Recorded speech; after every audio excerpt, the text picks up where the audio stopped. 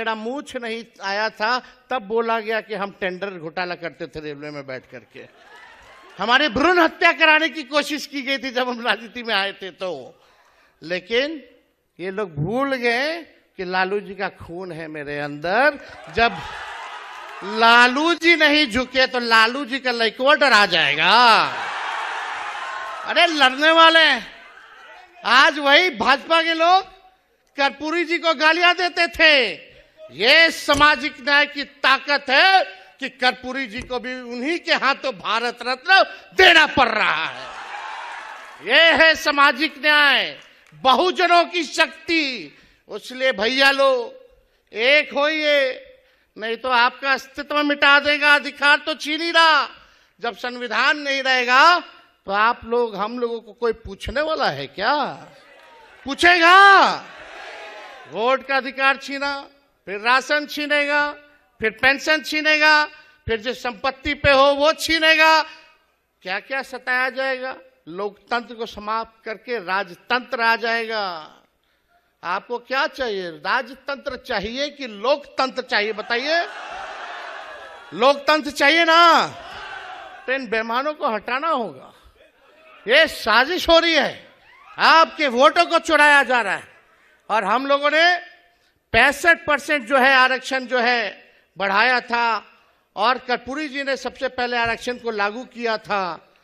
उसके बाद लालू जी ने उस आरक्षण को बढ़ाया, फिर राबड़ी देवी जी की सरकार ने अति पिछड़ों का आरक्षण बढ़ाया। उसके बाद से अति पिछड़ों का आरक्षण 17 महीने में, जब हमारी महागठबंधन की सरकार थी, 75% किया गया, 65% और 10% EWS और बाकी पिछड़े, अति पिछड़े, दलित, आदिवासी लोगों का बढ़ाया गया। अगर सरकार बनाइएगा तो मंडल कमीशन की जो सिफारिशें हैं 4-5% लागू हुई है, उसको हम लोग सुनिश्चित करेंगे कि सारी सिफारिशों को हम लोग जो है लागू करने का काम करें। और यही नहीं, आरक्षण भी 85% हम लोग बढ़ा देंगे। आज जितनी नौकरियां तेजस्वी ने जो दिलाई, 5 लाख प्रक्रियाधीन नौकरियां जो मिल रहा है, आपको हम ये कहना चाहते हैं कि उसमें नौकरी में आरक्षण अभी लागू नहीं हो पा रहा, क्योंकि हमारी मांग थी शेड्यूल 9 में, अनुसूची 9 में आरक्षण को डाला जाए, ताकि हम लोग का संविधान आरक्षण जो है सुरक्षित रहे, तमिलनाडु के तर्ज पर। लेकिन भाजपा के लोगों ने नहीं किया। और हमारे चाचा देखिए क्या हालत हो गई है, किस स्थिति में आ गए हैं।